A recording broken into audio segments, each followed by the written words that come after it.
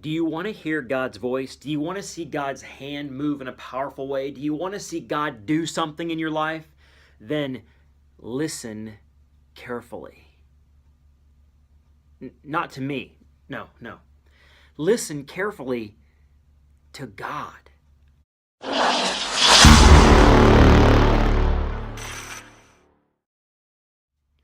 After the contest on Mount Carmel, the prophets of Baal were dead, 450 bodies there. And it's going to rain. The rain is starting to come. And Ahab wants to get to Jezebel first to tell her what had happened. She's the queen. She's the one who had killed all the prophets. So it's a pretty bold move to get over to her. But he's convinced, very likely, that she's going to hear about the death of these prophets of Baal, the contest, the fire from heaven, the rain coming, and she's going to say, man, God is God, just like the people did. Like, you know, this is going to be a big day. This is the day I've been dreaming about, right? And so he outruns Ahab and his people to tell her 14 miles. He gets there. He's like, Jezebel, this is what happened. And she says, if you're not dead in 24 hours, the gods are going to kill me. You are dead. And all the blood drains from his face. And he's like, oh. And he runs 80 miles to Beersheba. And it's at your strongest point. Whatever your character is strongest, whatever your strengths are, that's where you will fail. And that's where Elijah failed. Courage was his strongest point. But as soon as a woman says, I'm going to kill you, he's like, oh no! He's a little girl running. God never told him to run. Now, God wanted him safe, but he ran.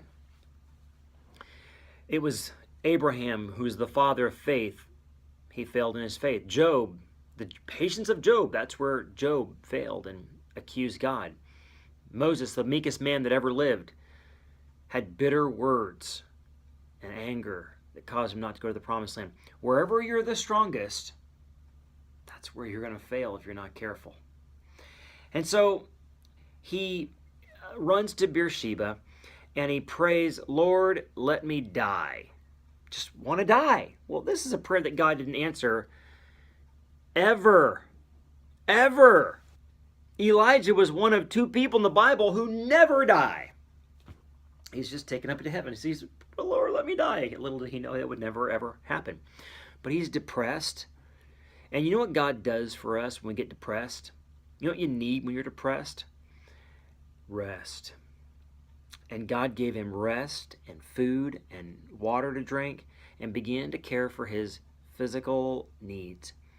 And literally had him on a 40-day recovery program in which in this 4 days he goes to Mount Sinai and he finds a cave in Mount Sinai. This is the very same place where Moses met with God and maybe the same cleft of the rock.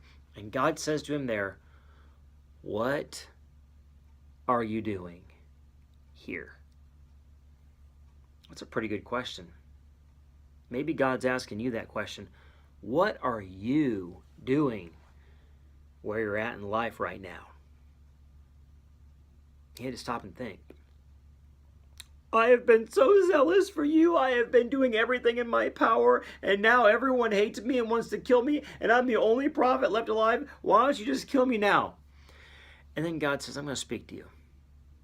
And then God sent a wind, like a powerful, powerful wind, like a gale force wind. And then he sent fire. And then he sent an earthquake, just powerful displays of God. And then after all those things, there was a still small voice. And the Bible says God was in the still small voice. What did he learn from that? God wanted to tell him something. That God doesn't work usually in the powerful display. It's in a still small voice that changes us. That's why you got to listen carefully. He thought that the powerful display on Mount Carmel would change Jezebel's heart. And God doing the big miracle usually doesn't change your life. You know what it does? It's listening to that still, small voice. And then after that, God says, okay, enough introspection. I'm going to give you something to do. I want you to go anoint Hazael, king of Syria. He's like, okay, that makes sense. Jehu, king of Israel. Okay, that makes sense because Ahab shouldn't be king. Elisha, the prophet. Excuse me?